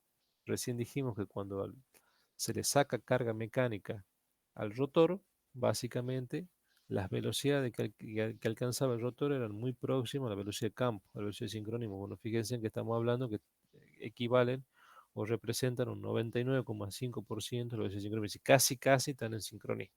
Por lo tanto, como casi, casi están en sincronismo, por eso aquí dijimos que N1 era muy próximo a N2 y en definitiva S tiende a cero. El deslizamiento en ese caso, fíjense en que, es decir, esa diferencia relativa de velocidades, que de alguna manera está cuantificada mediante este nuevo parámetro que ustedes están estudiando, que se llama deslizamiento, obviamente es muy bajito, porque las velocidades son muy próximas entre sí, estamos en 0,005. Si lo estamos expresando, por supuesto, en por unidad. Las corrientes de excitaciones en vacío, de un 10 a un 35% de las corrientes nominales. Detalle, abro paréntesis, recuerden, comparen con una máquina alterna estática, caso de un transformador, que dijimos que las corrientes de excitaciones en vacío eran corrientes que estaban en el orden del 1 al 6% de la corriente nominal. Eran corrientes relativamente bajas. Bueno, fíjense en que las máquinas asincrónicas, las corrientes de excitaciones son muy altas. ¿Por qué? Y bueno, porque básicamente un transformador no tengo entre hierro, no tengo los gaps, que se llama en inglés, es decir, los entre hierro, que en definitiva son espacios de aire, y los espacios de aire, el aire es un material no magnético que tiene, desde el punto de vista de reluctancia, resistencia magnética, mucha más resistencia magnética que el hierro, ¿sí? ¿Por qué? Porque el mu relativo del aire es 1, y en el caso del hierro el mu relativo es sumamente elevado. Entonces eso hace que el hierro tenga, comparativamente hablando, mucha menor reluctancia que el aire. Y como por ley de Hopkinson, que es la ley del magnetismo, la reluctancia, pero para establecer un cierto flujo phi, si la reluctancia es muy alta, me obliga a tener valores de excitaciones muy altos. Por eso es que la máquina necesita, para generar estas nebulosas magnéticas que estamos estudiando, estos campos magnéticos, corrientes de excitaciones muy importantes. Y por eso es que son corrientes de excitación en vacío, que estamos hablando de 10 a un 35%, comparativamente hablando con las de un transformador que era de un 1 a un 6%, ¿no? Que es justamente por el entrehierro de la máquina. Las potencias P0 en vacío, fíjense en que son de un 4 a un 8% las potencias nominales, y el factor de potencia es 0,02. Es decir, una máquina cuando arranca es sumamente inductivo. Es el factor de potencia de mi máquina en vacío, perdón, no cuando arranca, sino en vacío, es decir, cuando no tengo carga mecánica conectada al eje de la máquina, es un factor de potencia sumamente inductivo, ¿sí? Porque si ese coseno es chiquitito, significa que el ángulo de desfasaje phi 0 es un valor muy grande. Coseno de un ángulo grande me da un valor chiquitito. O sea, es un ángulo phi que está phi 0 casi 90 grados. O sea que cuando la máquina está en vacío, vista desde la red, tiene un coseno phi sumamente inductivo. Es muy, muy inductiva la máquina. Vista de la red, casi una bobina. Em, bueno, fíjense luego este, otros parámetros interesantes eh, que tienen que ver con eh, rendimientos de la máquina, que estamos hablando entre un 70 o un 95%, 0,7 a 0,95. Fíjense en que los factores de potencia, cuando la máquina ya está cargada, a diferencia de cuando estaba en vacío, ese factor de potencia se hace mucho más alto. Significa que cuando la máquina está cargada, tiene 0,75, o sea, un 75%, perdón, 0,75, 0,8, 0,9, son los valores típicos del factor de potencia. Rendimiento de un 70%, 80%, 85%, 90, 95% como mucho, es lo que puede llegar a tener un motor. Normalmente, en el punto nominal de funcionamiento, el fabricante especifica generalmente rendimiento que está en el orden de un 80-85%. ¿Sí? Deslizamiento que va en el orden de un 3 a un 4%. Este es 0,03, si lo multiplico por 100, estamos en un 3% de deslizamiento. 3, 4, 5% son valores típicos de una máquina sincrónica.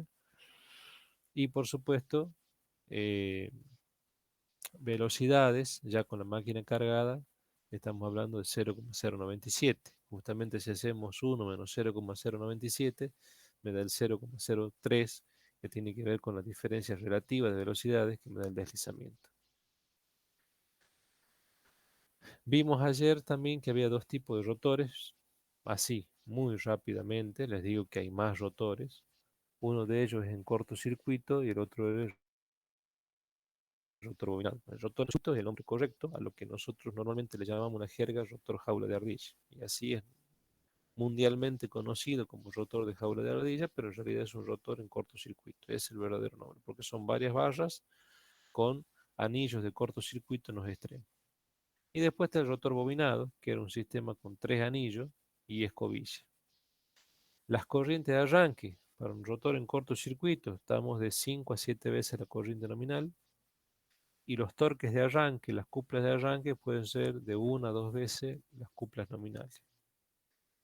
Cuando la máquina es rotor bobinado, que el rotor bobinado es un tipo muy especial de bobinado porque está bobinado en forma con el centro de estrella dentro de la máquina, bobinado y distribuido en una simetría, en una periferia circular, los 3 devanados, y tengo acceso a esos bobinados externamente a partir de un sistema anillo-escobilla. A su vez yo le puedo agregar o intercalar resistencia rotórica de manera externa, ¿no? Y eso me va a permitir de alguna manera controlar los valores de corriente de arranque, es decir, bajar las corrientes de arranque. Normalmente una máquina de rotor bobinado tiene corrientes que pueden ser de 2 a 3 veces la corriente nominal, y lo que logro son aumentar el torque de arranque.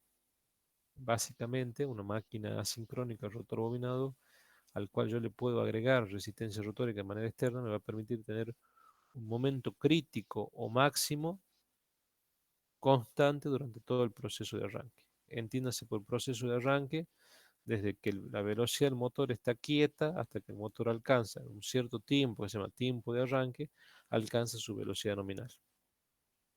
Entre que el motor arranca N2 igual a 0 hasta que N2 alcanza su velocidad nominal, ese tiempo que transcurrió se llama tiempo de arranque. Y ese proceso de cambio de N2 igual a 0 a N2 nominal es lo que se llama proceso de arranque. ¿Sí? Durante ese proceso de arranque puedo tener par máximos durante todo ese proceso. Estamos hablando de 2 a 3 veces el torque nominal. Es decir, que hay un desplazamiento del S crítico, que va tomando un S crítico prima, S crítico segunda, S crítico tercera, y tengo, conforme voy agregando resistencia rotórica, voy a ir teniendo diferentes valores de S crítico y diferentes valores de momento máximo. Pero todos esos momentos máximos se van a ir desplazando hacia la izquierda, mi curva de par momento, mi curva externa de carga de mi máquina, y si yo tomo después un envolvente, podré decir que durante todo el proceso de arranque tuve un momento máximo. ¿Para qué me sirve eso? Y bueno, cuando tengo cargas pesadas, fundamentalmente me sirve para eso, para arrancar cargas pesadas. ¿Cuál es la desventaja? Y que el rendimiento no es muy alto, porque tengo mucha disipación de potencia en resistencia externa. Entonces eso me hace bajar el rendimiento. ¿Y qué también significa? Que si baja el rendimiento, que las potencias mecánicas después transferidas a la carga son relativamente bajas.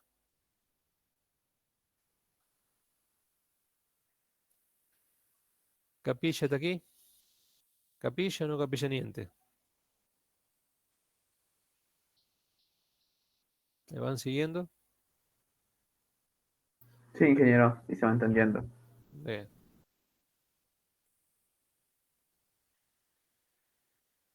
Usted me contestó, Ferreira. ¿El resto, muchachos, van siguiendo? Sí, ingeniero. Bien, perfecto. Bueno, en base a todo esto que estamos viendo, tenemos que empezar a hacer un estudio cada vez más cuantitativo, teórico, cuantitativo, pero ya no cualitativo, sino cuantitativo de la máquina, que lo que recién vimos fueron algunas ecuaciones de campo, alguna ecuación de este parámetro nuevo para ustedes que me marca la diferencia con respecto a la máquina asincrónica, que se llama este parámetro de asincronismo, que se llama deslizamiento. Y lo que tenemos que hacer ahora también es, primero, siempre conviene hacer una comparativa con los transformadores. ¿Por qué? Porque ya vamos a ver más adelante que los circuitos eléctricos equivalentes son muy parecidos entre una máquina sincrónica y un transformador. Solo que en un transformador lo que yo tengo son tensiones inducidas por variaciones temporales de flujo. Y acá lo que yo voy a tener en una máquina sincrónica es un campo giratorio. En definitiva, esta ecuación es de un campo giratorio. que traducida a una máquina trifásica sería 3 medios B máximo coseno de omega t menos lambda x. Es un campo giratorio, lo cual implica que yo voy a tener un desplazamiento de un campo respecto al arrollamiento que lo creó, o del sistema de excitaciones que lo creó, que están, por supuesto, esos sistemas de excitaciones, de inyecciones de corriente, al devanado trifásico de mi máquina. Entonces genera un campo giratorio que se mueve respecto al desarrollamiento que lo crea. Pero al moverse, induce tensiones. Ahora la pregunta es, ¿dónde las induce las tensiones? Bueno, la va a inducir tanto en el estator de la máquina como en el rotor de la máquina. Y yo podré decir, bueno, y esas tensiones inducidas, que le puedo llamar E, o con la letra que a mí se me ocurra, ¿tendrá relación o tendrán que ver con las mismas tensiones que se inducían antes en las bobinas cuando yo tenía un transformador? No. Sin embargo, hay algunas bibliografías donde hacen un estudio muy en esta comparativa con una máquina alterna estática que es un transformador, hacen un estudio muy parecido. Fíjense que en algunos autores sostienen que esa tensión E1 inducida en el estator de la máquina, que de hecho es así, se va a inducir una tensión porque al estar girando esta nebulosa magnética que tengo acá, estar girando a una velocidad N1 de sincronismo, va a inducir tensiones en el estator de la máquina y va a inducir tensiones también en el rotor de la máquina. Las tensiones inducidas en el estator de la máquina es 444 N por F por phi máximo. 10 a la menos 8 por una cuestión dimensional para que me quede en voltio. Y ustedes me dirían, bueno, pero es la misma tensión inducida que tengo, por ejemplo, en el lado primario de un transformador. ¿Cómo hago para diferenciarla de un motor que es una máquina alterna rotativa? No es alterna estática. Bueno, lleva un factor que multiplica todo esto que se llama K1. Normalmente ese K1 es un coeficiente 0, es decir, menor a 1, que tiene en cuenta las disposiciones no concentradas. ¿Qué significa no concentrada? Distribuida de las espiras en el estator, es decir, de las bobinas del devanado en el estator. Es una distribución no concentrada, distribuida. Siempre dijimos, en, la, en el estator de la máquina tengo un sistema distribuido de bobinas. Entonces esa disposición no concentrada, distribuida, está aglutinada y matemáticamente reflejada en la ecuación a partir de un coeficiente K1, 0, menor que 1. Entonces, 444 K1 por N1 por F, porque eso está girando a la velocidad de sincronismo, a la velocidad ns o n1, que es 60F sobre P, o sea que depende de la velocidad F. La siguiente pregunta es, ¿induce tensiones también en el rotor de la máquina? Sí, si el rotor se encuentra en reposo, se va a inducir una tensión E2, que podremos decir que es 444, aparecerá un coeficiente K2 que tendrá en cuenta la disposición de la barra, rotor bobinado, la disposición distribuida de esos devanados en el rotor de la máquina. Entonces un coeficiente K2, N2 por F1 por phi máximo por 10 a la menos 8.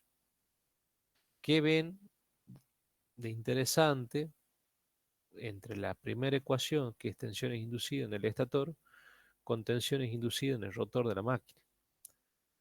Que acá me dice si el rotor se encuentra en reposo. ¿Qué significa en reposo? Que N2 es igual a 0. Por lo tanto, las tensiones inducidas, que son tensiones de rotación por corte de línea de campo, eh, es máxima cuando el rotor está en reposo. ¿Por qué? Porque toda la velocidad de giro del campo giratorio se mueve o gira respecto del estator, es decir, a 1500 RPM o a 1000 o a 3000 RPM, con una velocidad F1, porque no hay una diferencia relativa de velocidades. La velocidad del rotor es cero, por lo tanto la diferencia relativa de velocidad es máxima. ¿A cuánto llega? Y a la velocidad de campo, que depende de F1 de la frecuencia de la red.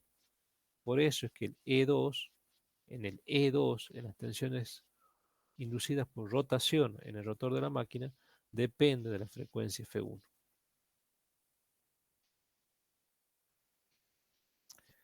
¿qué pasa ahora si el rotor comienza a moverse? Porque claro, como consecuencia de lo que pasó recién, la máquina arranca. Ya más o menos explicamos el proceso de arranque en forma cualitativa. La máquina arranca, comienza a moverse y se va acelerando hasta que llega un punto en el cual los pares momentos motores, pares momentos resistentes se igualan, la aceleración angular se hace cero, lo cual significa que la derivada de la velocidad respecto del tiempo se hace cero, angular, y una derivada igual a cero significa que la velocidad es constante. Si la máquina está en condición de régimen, así se llama la jerga, régimen, es decir, omega constante. Cuando eso ocurre, hay una diferencia ahora relativa de velocidades que está cuantificada por ese deslizamiento S, que cuantifica justamente las velocidades referidas, pero relativas, pero en definitiva refleja una diferencia de velocidades entre campo y rotor. Bueno, resulta que ahora, entonces atención, E2, para indicar que está en movimiento y que hay un deslizamiento, ese deslizamiento ese ya no es uno como recién, ¿sí? Cuando el rotor estaba en reposo, sino que hay un deslizamiento S cuando la máquina está trabajando y accionando una carga mecánica. E2S es casi la misma ecuación anterior, solo que cambia, que ahora se induce en el rotor de la máquina que tiene N2 expira y lo hace esa tensión inducida a una frecuencia F2. ¿Y qué es F2? Y va a ser la diferencia de velocidades. En vez de decir P por N sobre 60, es P por N1 menos N2 sobre 60. O sea que F2 es una frecuencia relativa. Conclusión, F2 es mucho menor que F1. Conclusión, podemos decir que las tensiones inducidas E2S, es decir, tensiones inducidas 2, rotor de la máquina, de aquí acostumbré a ser 1 estator, 2 rotor. El inducido ahora está en el rotor de la máquina.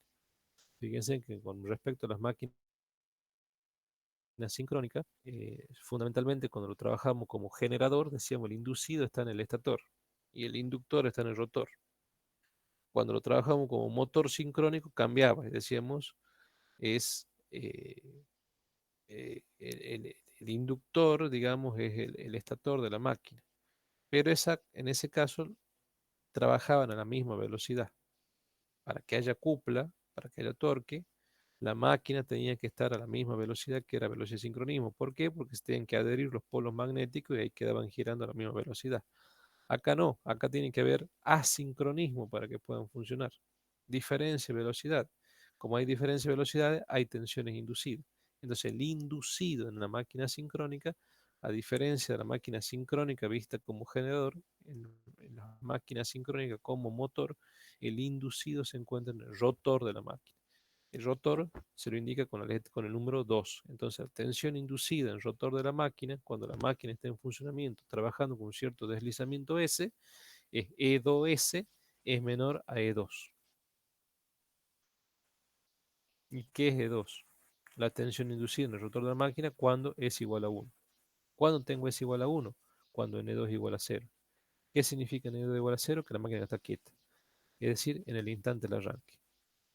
O sea, yo tengo en el instante del arranque la máxima tensión E2, que es la tensión rotórica inducida, y conforme el rotor comienza a moverse, esa tensión E2 baja una tensión E2S. ¿Por qué? Y pues conforme comienza a aumentar N2, esta diferencia comienza entre paréntesis, comienza a hacerse más pequeña, F2 comienza a disminuir, y si F2 comienza a disminuir, las tensiones inducidas comienzan a hacerse más pequeñas.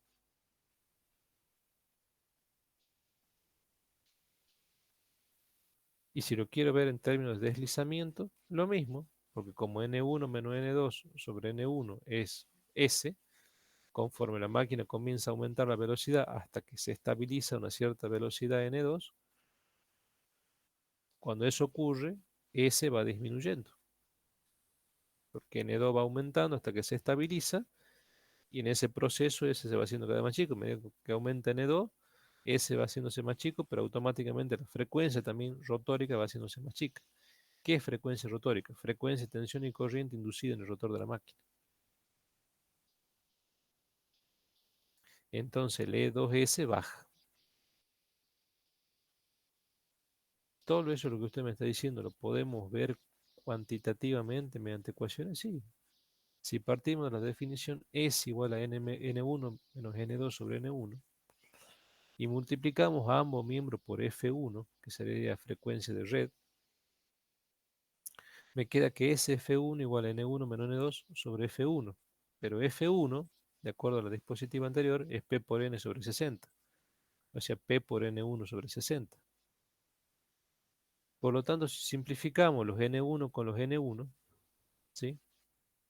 Eh, fíjense en que me queda N1 menos N2, paréntesis, P por 60. Y N1 menos N2, entre paréntesis, por P sobre 60, fíjense en que es esta ecuación. O sea que en definitiva me queda que la frecuencia de las tensiones y corrientes inducidas en el rotor de la máquina es igual a una productoria de S deslizamiento por F1 frecuencia de la red. Por ejemplo, si el motor está a plena carga, es decir, en condiciones de régimen, trabajando a velocidad nominal en el punto nominal de funcionamiento, que es el punto indicado por el fabricante de la máquina. Esa sería una condición óptima de funcionamiento porque está justo en el punto que el fabricante especifica. Y sabemos que el deslizamiento S, es decir, esa diferencia relativa de velocidades, está en un 5%, es decir, S igual a 0,05, y nuestro motor está trabajando en un país, llámese Argentina, que está o Europa, porque Europa también tiene frecuencia 50 Hz, F1 igual a 50, F2, que es la frecuencia relativa, rotórica, eh, de las tensiones y corrientes inducidas en el rotor de la máquina, es SF1, 0,05 por 50. Es decir, que la frecuencia es 2,5 Hz, cuando la máquina está a plena carga.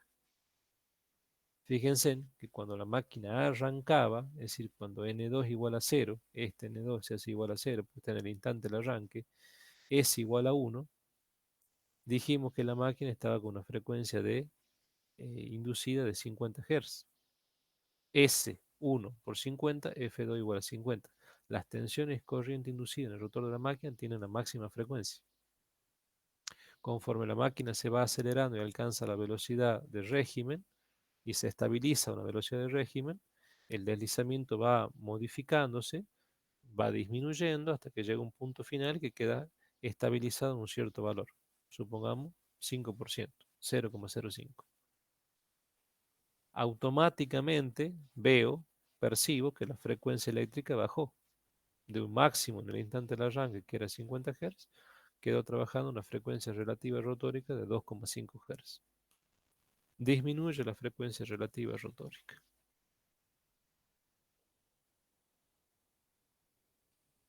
¿Eso qué significa? Que hay una diferencia de velocidades en términos relativos muy pequeña. Por lo tanto, disminuye las tensiones inducidas por rotación. Porque recuerden que las tensiones alternas inducidas en el rotor de la máquina, en este caso, son por rotación, por corte de línea de campo magnético. En las máquinas sincrónicas que estudiamos también habían tensiones inducidas por rotación. También eran tensiones por corte de línea de campo magnético, pero ahí cambiaba la situación. En un rotor al cual yo le inyectaba corriente continua constante, generaba campos continuos, estacionarios, que no se desplazan respecto al arrollamiento que lo crean, sino que se mueven en conjunto con el arrollamiento que lo crean, y cuando giran hay cortes de línea de campos magnéticos y se inducen tensión en el estator de la máquina. Y esa frecuencia eléctrica era una frecuencia que estaba relacionada con la frecuencia mecánica de giro a partir de los pares de polo de la máquina. Y decíamos, esa máquina está en sincronía. Son las mismas velocidades, las mismas frecuencias. Bueno, acá debe haber un asincronismo, es decir, una diferencia relativa de velocidades. Cuando esa diferencia relativa es máxima, tengo las máximas tensiones inducidas, tengo el máximo corte de línea de campo magnético. En términos relativos existe la máxima velocidad, por lo tanto existe la máxima tensión de rotación, que en el instante del arranque, y esa frecuencia es la misma a la del campo, igual a 50 Hz. Ahora, cuando la máquina está en movimiento, esa diferencia relativa de velocidades se hace más pequeña.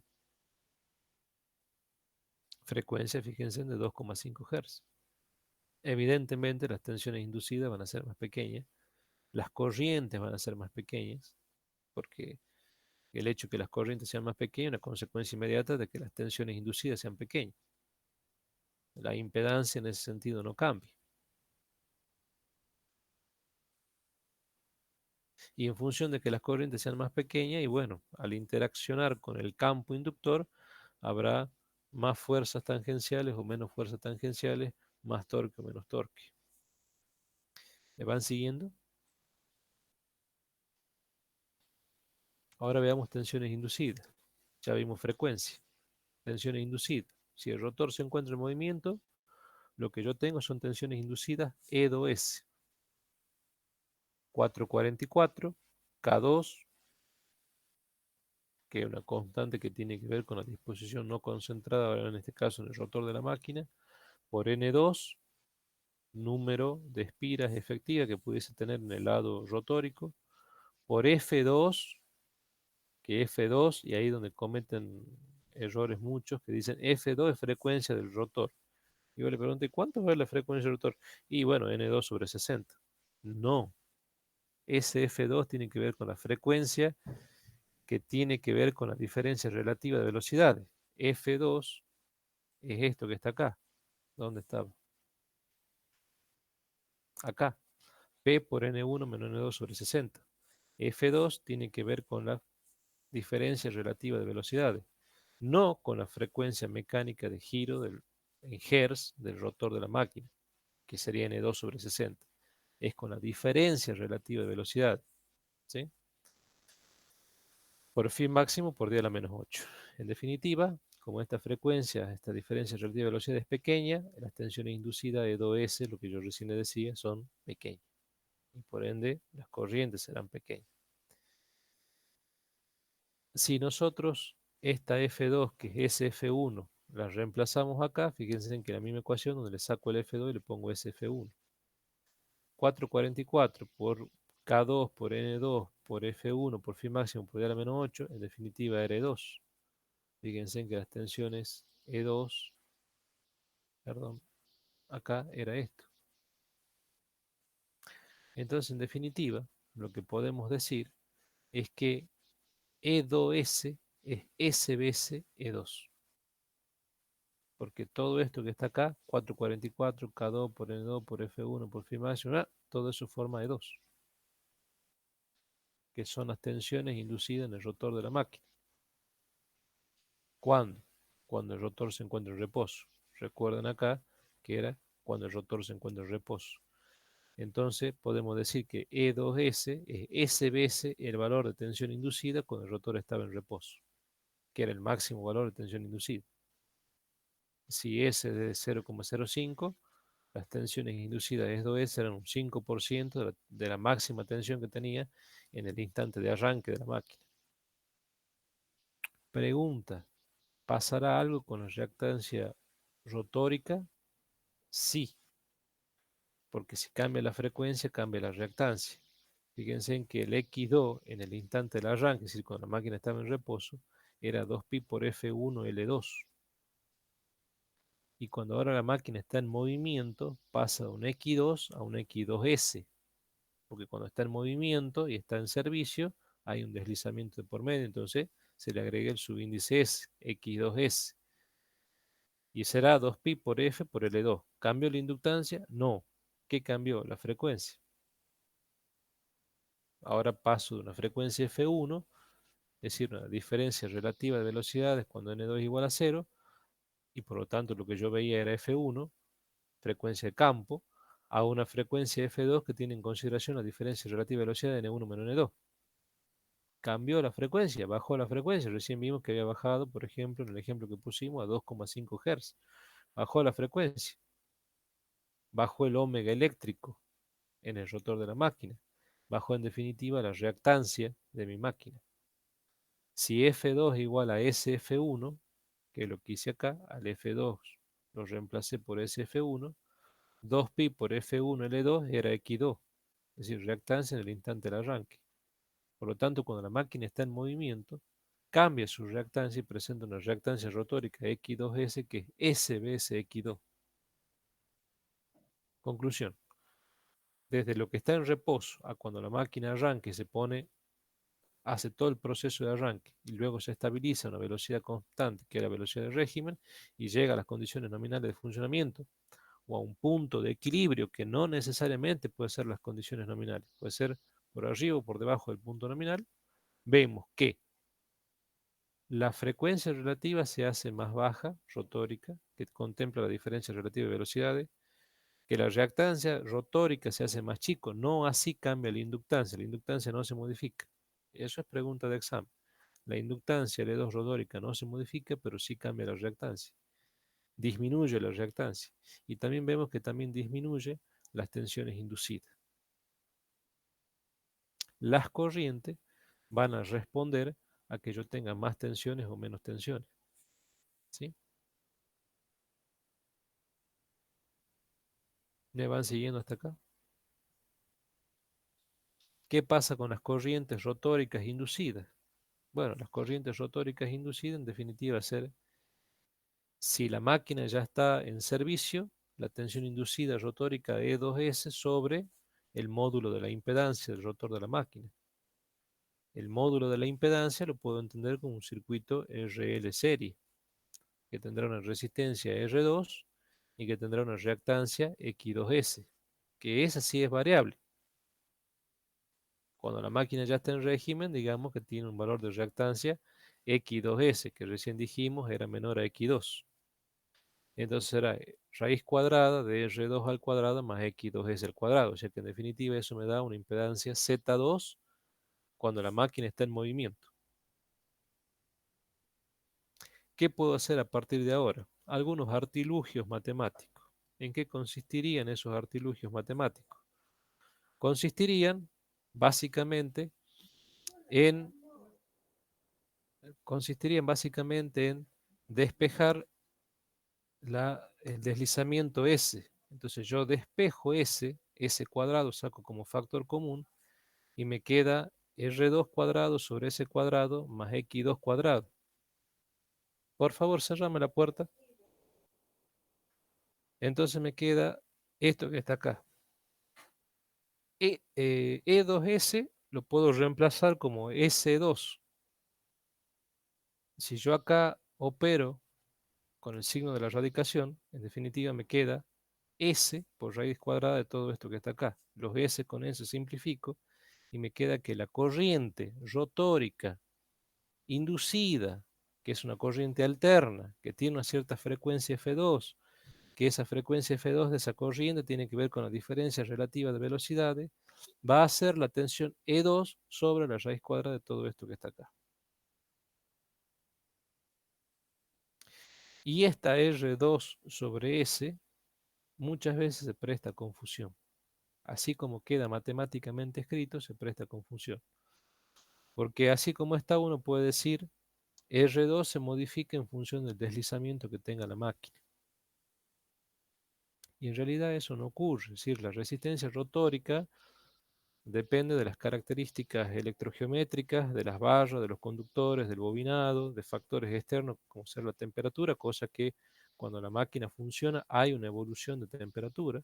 Hoy las normas, por ejemplo, si ustedes buscan las normas americanas, las IEEE, dicen que la máquina, desde que arranca hasta que llega a su velocidad de régimen y, y comienza a trabajar ya a una velocidad constante de régimen, eh, que tardó un cierto proceso de arranque, etcétera, etcétera, que ese arranque puede ser más rápido o menos rápido dependiendo de las características de las máquinas. Lo cierto es que cuando la máquina está trabajando, al cabo de cierto tiempo, hay una evolución de temperatura y la máquina pasó de una temperatura ambiente, supongamos 25 grados, a una temperatura final de trabajo que normalmente en un motor se estabiliza en 70 grados. Entonces, esa evolución de temperatura al cabo de un cierto tiempo de funcionamiento de la máquina, accionando una cierta carga mecánica, da como consecuencia de que, y bueno, esa máquina, su resistencia rotórica se modifique por evolución de temperatura. Pero acá, en esta última ecuación que estamos viendo, da la impresión, pareciera que eh, tiene relación o impacto directo con el deslizamiento S, es decir, que si en función, si cambia el grado de carga mecánico, es decir, cambia la carga mecánica conectada al eje, cambia esa situación de la máquina con respecto a su carga que se va modificando, ese se va modificando y daría la impresión que la resistencia se va modificando. Y no es así. Sí es cierto que cambia la reactancia, no así la inductancia. ¿Se entiende?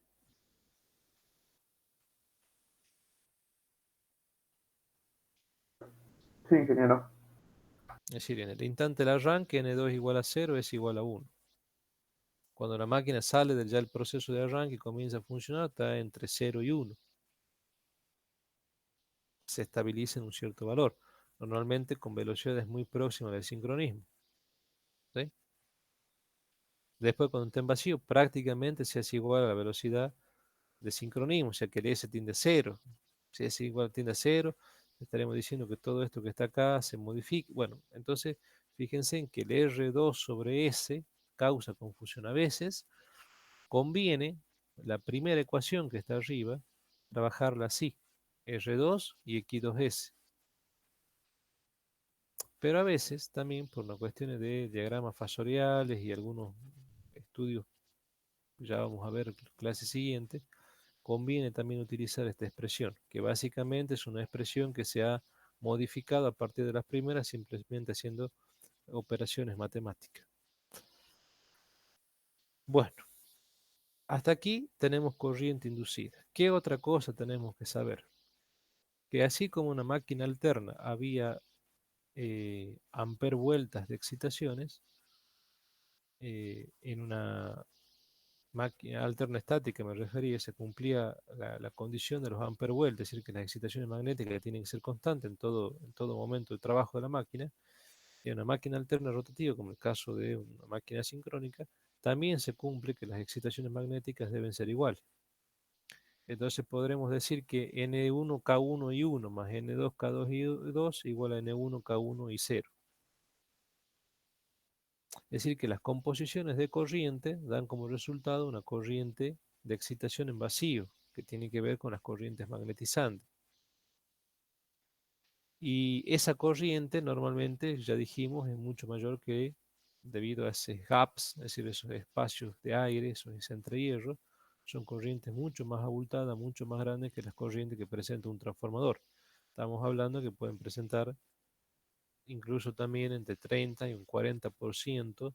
Recuerden acá en las placas dijimos que era hasta un 35%, si mal no recuerdo, la corriente nominal. Algunas bibliografías también dan que pueden llegar hasta un 40% de la corriente nominal a plena carga.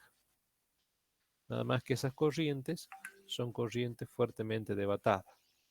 ¿Sí? Se cumplen las ecuaciones de los ampere vuelta. Que también existe algo parecido a un transformador. Existe lo que se llama relaciones de transformación. En algunos autores también lo ponen con la letra A para diferenciarlo de la K del, del transformador, o diferenciarlo del AT del transformador o el AA del autotransformador. Bueno, acá le llaman A solo, relación de transformación. Y algunas bibliografías, otros autores, como por ejemplo el ingeniero Garat, le llaman U diéresis segunda K, relación de transformación. Lo pueden expresar en términos de tensiones inducidas E, que para mí la forma más simpática, o en términos de tensiones U1 sobre UPR, porque E1 se hace próximo a U1 y el O2 y el E2 tiene que ver con las tensiones principales inducidas UPR. Entonces, decir E1 sobre E2 también se lo puede poner como U1 sobre UPR. Normalmente se lo ponen como E1 sobre E2, esto es A. Si lo ponen como U1 sobre UPR, es U diéresis K. Pero normalmente nos referimos a lo mismo. Relación de transformación de motores asincrónicos. Si nosotros reemplazamos las ecuaciones que encontramos para tensiones inducidas en el rotor y en el estator y en el rotor de la máquina, estator 1, rotor 2, por cortes de línea de campo magnético, al desplazarse esos nubarrones magnéticos formando polos magnéticos a una cierta velocidad respecto al devanado que lo produce, lo cual me produce corte de línea de campo, tanto en los devanados estatónicos como en los devanados rotóricos, y las tensiones esa inducida la podemos expresar a partir de las expresiones estas que están acá para E1 y E2, podemos hacer las operaciones matemáticas y simplificaciones correspondientes y nos queda que A, que es E1 sobre 2, es K1 E1 sobre K2 N2. De forma tal que nosotros podemos despejar E1 y decir que E1 es AE2.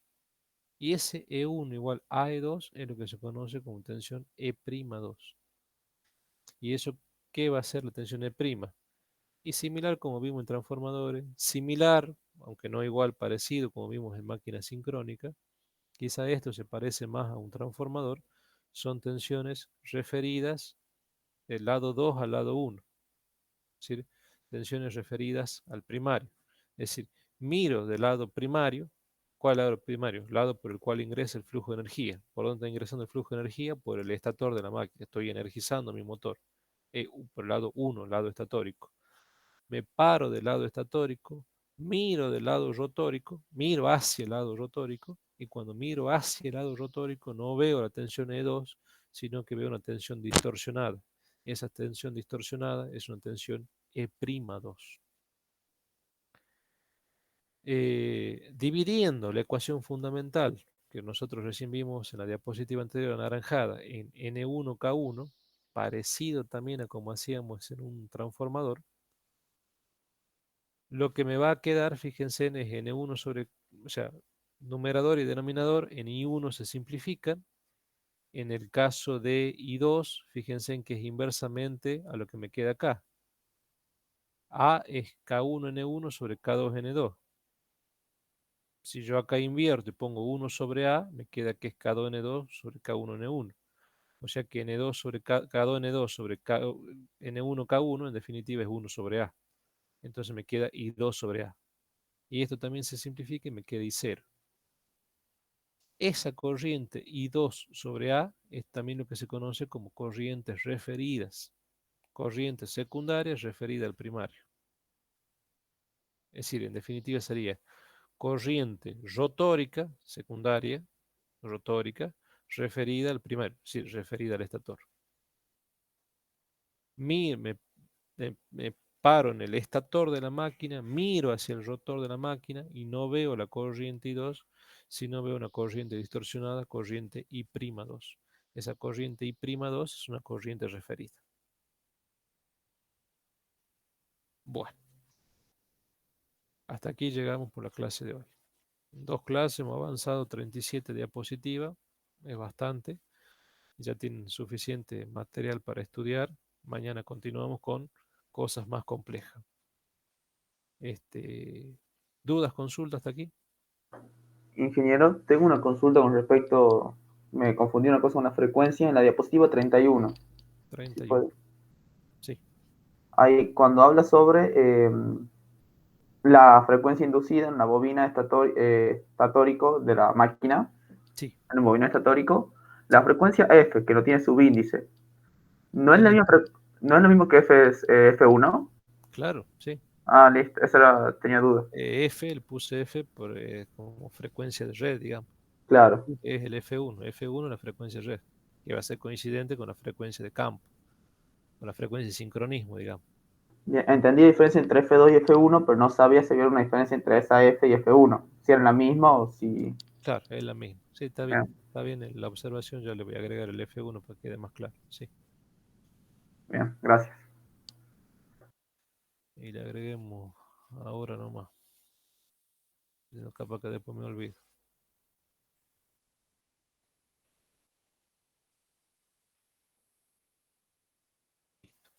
Guardemos.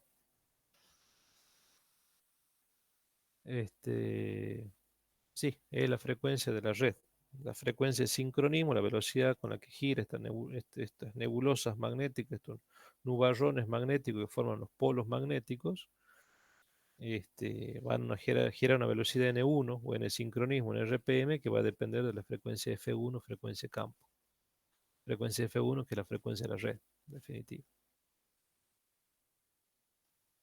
¿Alguna otra duda o consulta?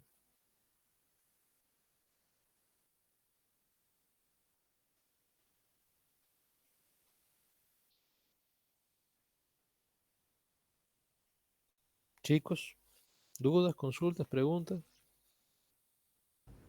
Profesor, Sí. una duda. En el rendimiento que estamos viendo ahora, el rendimiento de potencia consumida eléctrica sobre potencia que entrega la carga, ¿verdad? El rendimiento cuando explico la parte de parámetros característicos, Ah, principales no me características. ubicaba. Sí, el rendimiento tiene que ver, sí.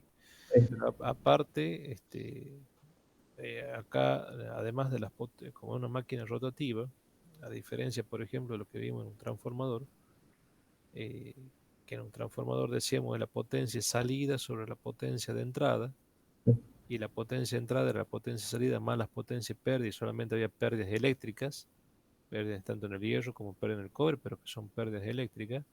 Aquí en las máquinas rotativas se le agregan las pérdidas mecánicas, pérdidas que tienen que ver con rozamiento, etcétera, etcétera. Son pérdidas mecánicas. Acá en la engloba máquina todo. aparecen pérdidas en el hierro y pérdidas mecánicas. Bien. Y en el caso de máquinas sincrónicas no hemos visto nada respecto de rendimiento, ¿verdad? No hemos visto con respecto al rendimiento, pero El orden también anda dentro también de son ese. relativamente eficientes, sí. Sí, sí, sí. Ah, bien. Son máquinas Eso, relativamente eficientes. eso nomás era la consulta que Por tenía. Gracias. supuesto, si usted hace la comparativa con un transformador, evidentemente van a ser rendimientos mucho menores. Porque al ser rotativo, en ambos casos hay pérdidas mecánicas. Entonces, que usted espere rendimientos, como por ejemplo acá dice acá, rendimiento de un 95%, por eso dice acá son valores afines ilustrativos aproximados, pero en la vida real, un motor con un 95%, un generador sincrónico con 95%, muy poco probable, casi muy, muy difícil realmente que lo encuentre en la vida real. Son máquinas que tienen un 70-80% de rendimiento. Perfecto.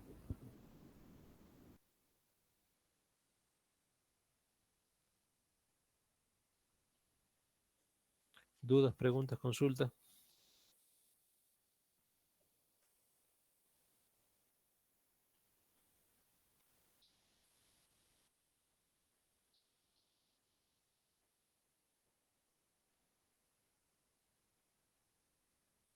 Jóvenes, consultas, preguntas.